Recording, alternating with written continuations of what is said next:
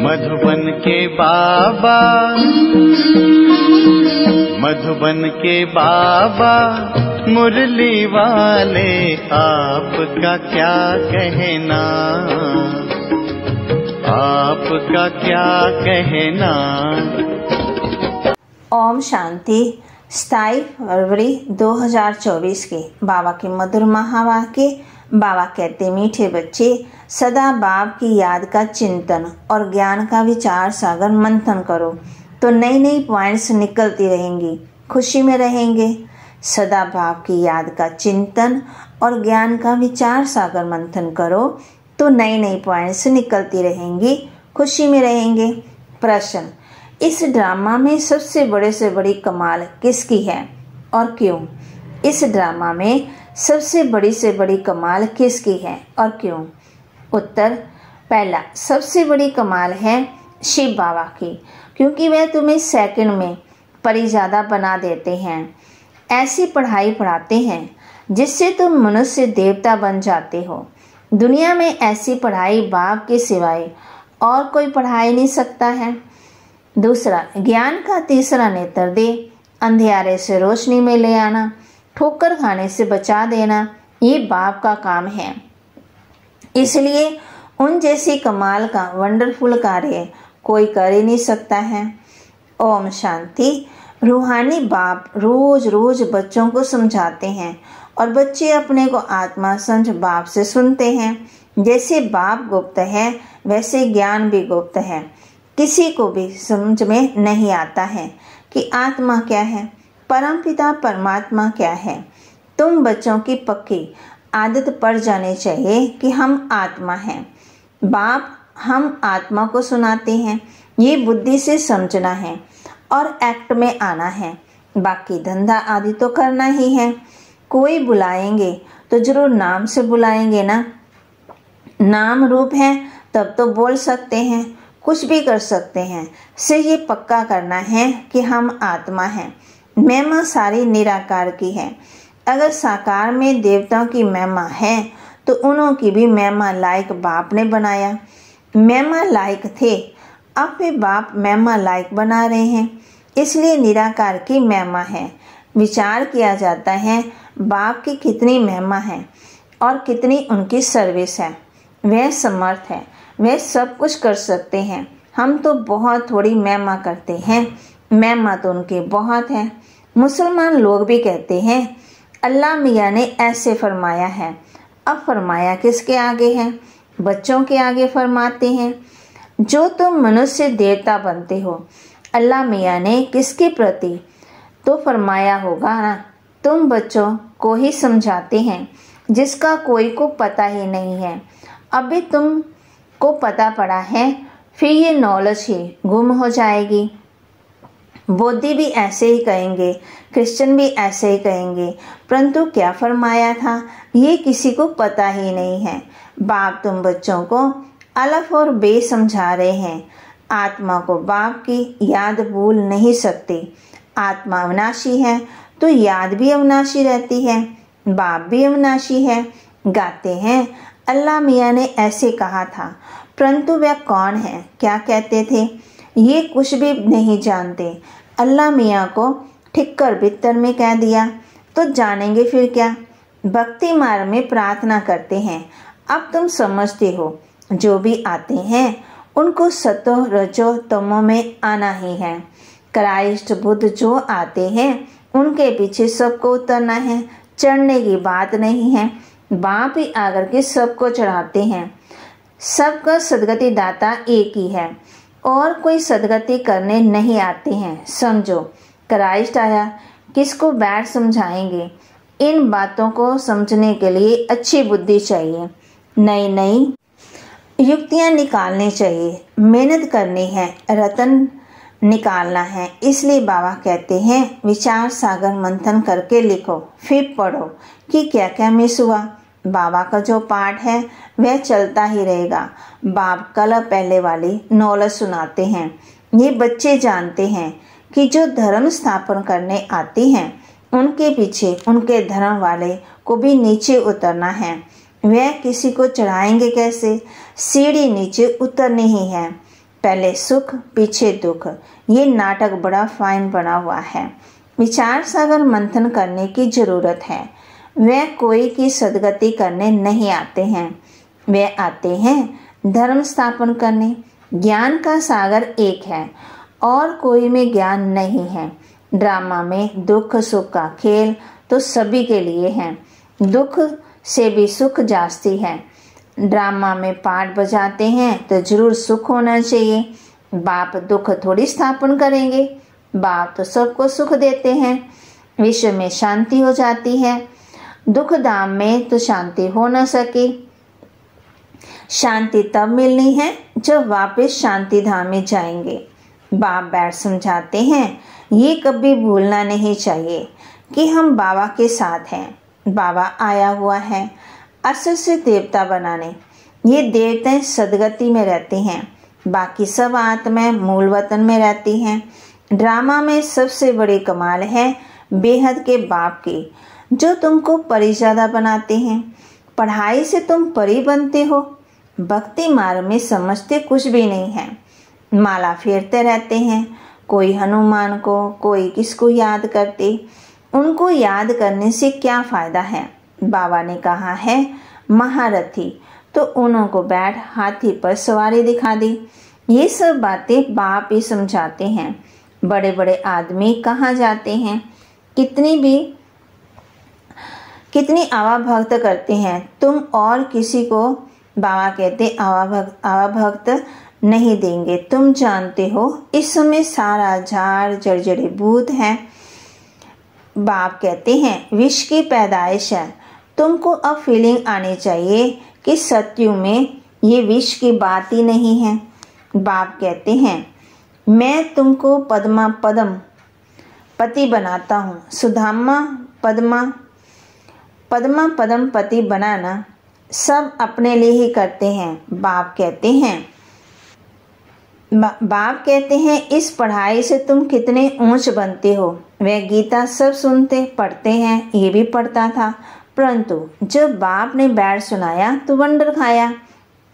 बाप की गीता से सदगति हुई। ये मनुष्यों ने क्या बैठ बनाया है।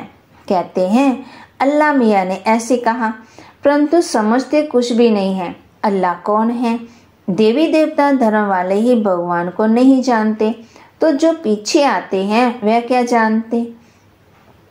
सर्वशास्त्रमयी श्रोमणी गीता ही रोंग कर दी, बाकी फिर शास्त्रों में क्या होगा। बाप ने जो हम बच्चों को सुनाया वह लोप हो गया।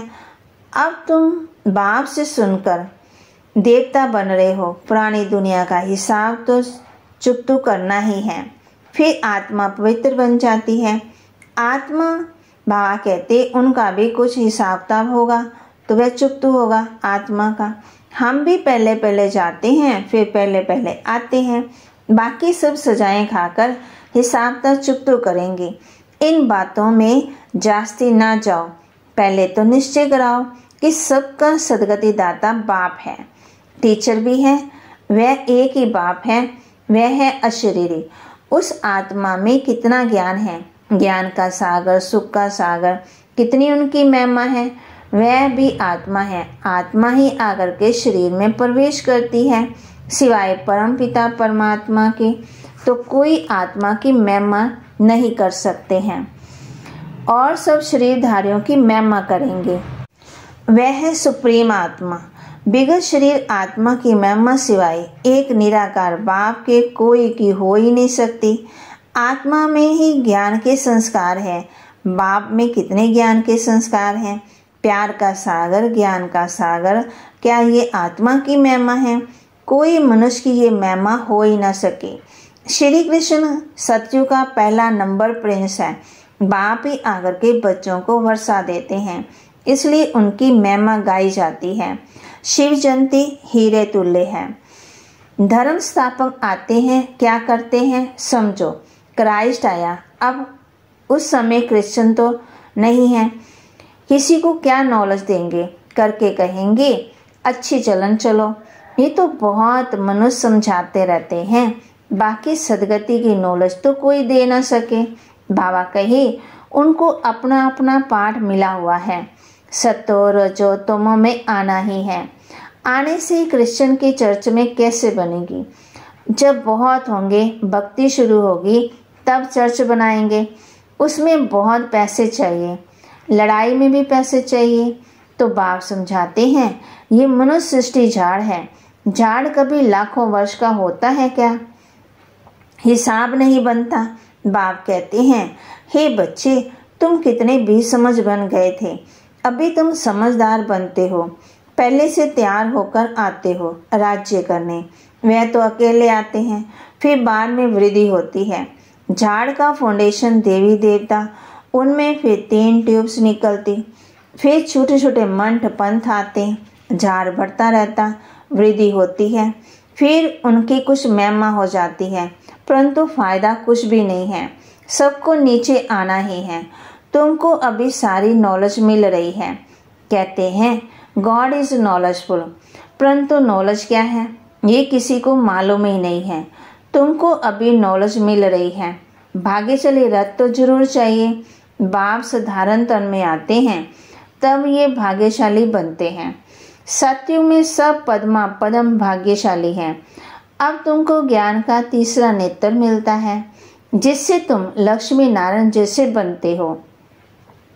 ज्ञान तो एक ही बार मिलता है, भक्ति में तो कितने धक्के खाते हैं। अंधियारा है, ज्ञान है दिन, दिन में धक्के नहीं खाते हैं। जब ज्ञान मिल गया, बाप कहते हैं बल घर में गीता पाठशाला खोलो। बहुत ऐसे हैं जो कहते हैं हम तो नहीं उठाते, दूसरों के लिए जगह देते, ये भी अच्छा है। यहाँ बहुत साइलेंस होने चाहिए। ये है Holi, highest of the Holi class, जहाँ शांति में तुम बाप को याद करते हो। हमको अब शांति धाम जाना है, इसलिए बाप को बहुत प्यार से याद करना है। सत्युग में 21 जन्म के लिए तुम सुख शांति दोनों पाते हो। बेहद का बाप है, बेहद का वर्षा देने वाला। तो ऐसे बाप को फॉलो करना चाहिए। अहंकार नहीं आना चाहिए, वह गिरा देता है। बहुत धैर्यवर्त अवस्था चाहिए। हठ नहीं, देवाभिमान को हठ कहा जाता है। बहुत मीठा, देवताएं कितने मीठे हैं, कितनी कशिश होती हैं। बाबा मिसाल बता रहे हैं। बाप तुमको ऐसा बनाते हैं, तो ऐसे बाप को कितना याद करना चाहिए। तो बच्चों को ये बातें बार बार सिमरन कर हर्षित होना चाहिए। इनको तो निश्चय है कि हम शरीर छोड़ ये लक्ष्मी नारायण बनेंगे। एम ऑफ जेड का चित्र पहले पहले देखना चाहिए। वह तो पढ़ाने वाले देहधारी टीचर होते हैं। यहाँ पढ़ाने वाला निराकार बाप है जो आत्मा को पढ़ाते हैं। ये चिंतन करने से खुशी होती है। इनको ये नशा रहता होगा कि ब्रह्मा सो विष्णु, विष्णु सो ब्रह्मा कैसे बनते हैं। ये वंडरफुल बातें तुम ही सुनकर धारण कर फिर सुनाते हो। बाप तो सबको विश्व का मालिक बनाते हैं। बाकी ये समझ सकते हैं कि राजाई लायक कौन कौन बनेंगे। बाप का फर्ज है बच्चों को ऊंचा उठाना। बाप सबको विश्व का मालिक बनाते हैं। बाप कहते हैं मैं विश्व का मालिक नहीं बनता हूँ। बाप इस मुख द्वारा बैठ नॉलेज सुनाते हैं। आकाशवाणी कहते हैं, परंतु अर्थ नहीं समझते हैं। सच्ची आकाशवाणी तो ये है जो बाप ऊपर से आकर के इस गौ मुख द्वारा सुनाते हैं। इस मुख द्वारा वाणी निकलती है। बच्चे बहुत मीठे होते हैं। कहते हैं बाबा आज टोली खिलाओ। बहुत बच्चे अच्छे बच्चे कहेंगे हम बच्चे भी हैं, हम सर्वेंट भी हैं। बाबा को बहुत खुशी होती है बच्चों को देखकर। बच्चे जानते हैं समय बहुत थोड़ा है। इतने जो बम बनाए हैं वे ऐसे ही फेंक देंगे क्या? जो कल पहले हुआ था सो फिर होगा।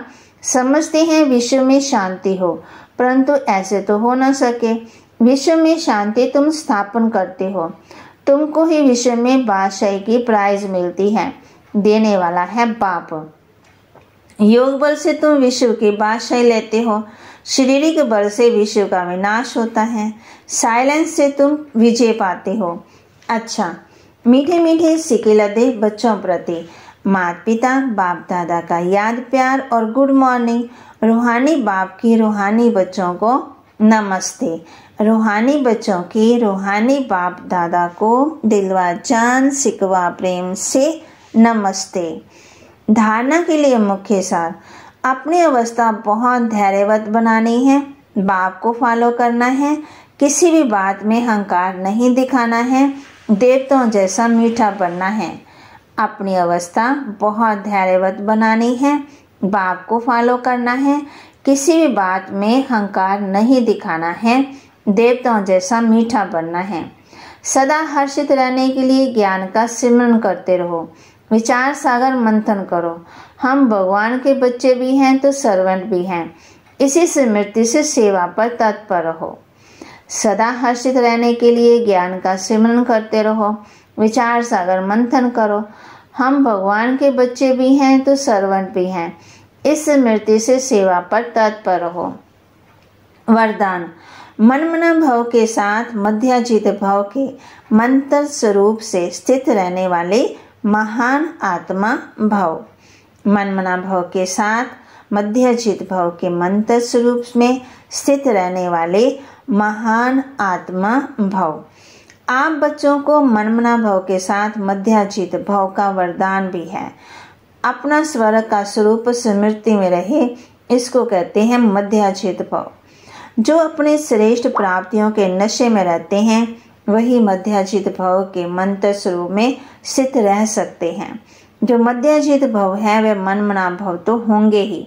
ऐसे बच्चों के हर संकल्प, हर बोल, हर कर्म महान हो जाते हैं।